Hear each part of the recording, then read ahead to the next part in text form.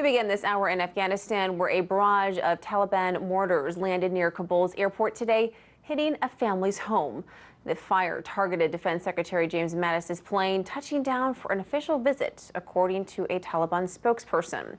A doctor at one of Kabul's hospitals said he received 4 injured people from the attack, including 2 children. A U.S. gunship responded to the incident, killing the 3 attackers, along with an unspecified number of civilians, because, quote, the missiles malfunctioned. Mattis landed with NATO Security Secretary Jens Stoltenberg to tour the country, where America's longest war is still ongoing. The two pledged continued support to Afghan forces combating what they called terrorism. As NATO Secretary General Stoltenberg said last week at the United Nations, this is about making sure that Afghanistan doesn't once again become a safe haven for international terrorists, and the best way of doing that is to enable the Afghans to have defense security forces which are strong enough to do just that. Stoltenberg pledged an annual $1 billion a year from NATO until at least 2020 to Afghan military efforts. And earlier, I spoke with former Pentagon official Michael Maloof and asked for his reaction to the attack. There are a number of issues here that seem to be emerging. Number one, the fact that Taliban was able to get in so close. There was some issue whether ISIS was involved, but Secretary Mattis himself said it was Taliban, and they generally will target the military sites as opposed to ISIS, which does more civilian, although the airport was also used by civilians. Certainly. But they were certainly targeting his aircraft and other aircraft. The other issue here is in response, they did air attacks on a predominantly civilian area. And according to the latest breaking news, some civilians were accidentally killed or injured. That's no accident. I mean, you don't do air assaults on a highly populated residential area. Now, they did apparently uncover the house where the mortars were stored and apparently fired from.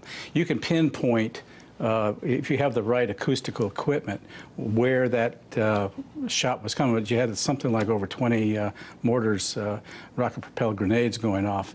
So, and when you have the Afghan forces going in, they're going to go in with a big sweep, and they're going to try and make a show of determination. But the fact that they even could get in is quite remarkable. Very telling. And what is your reaction to the Taliban spokesperson saying that they are responsible for this in a tweet? I mean, do they just simply not care? I mean, what's the goal? What do they get out of it? Just more terror? Well, they're showing that they can get into Kabul, that they can launch attacks whenever, notwithstanding what security is being provided right now.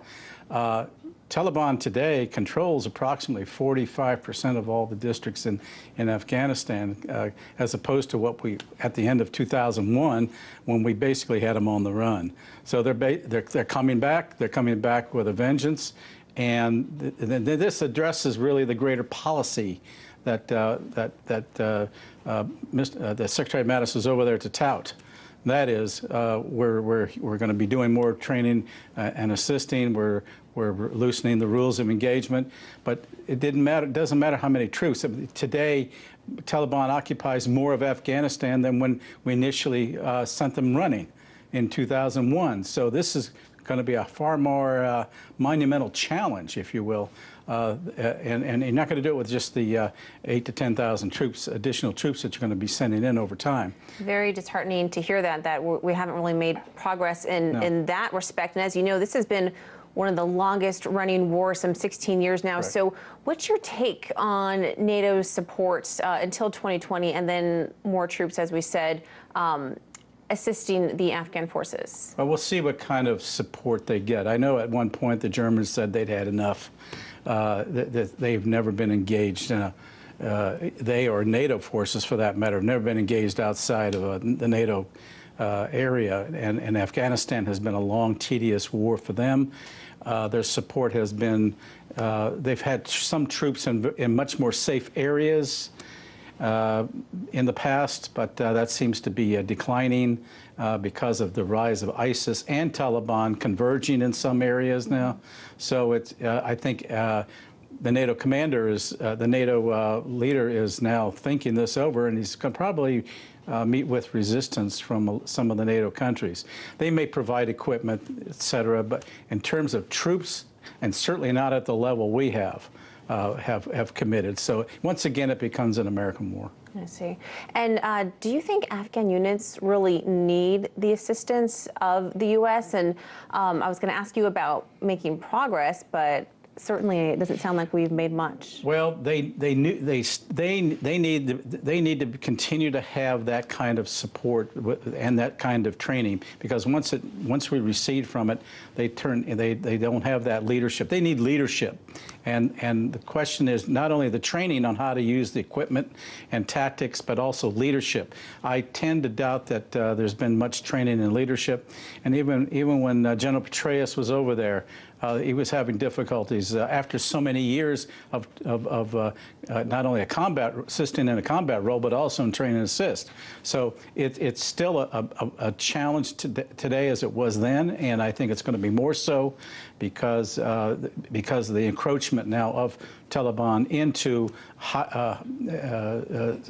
highly congested civilian areas, along with ISIS, and that's their strategy. They don't care any longer how long we stay.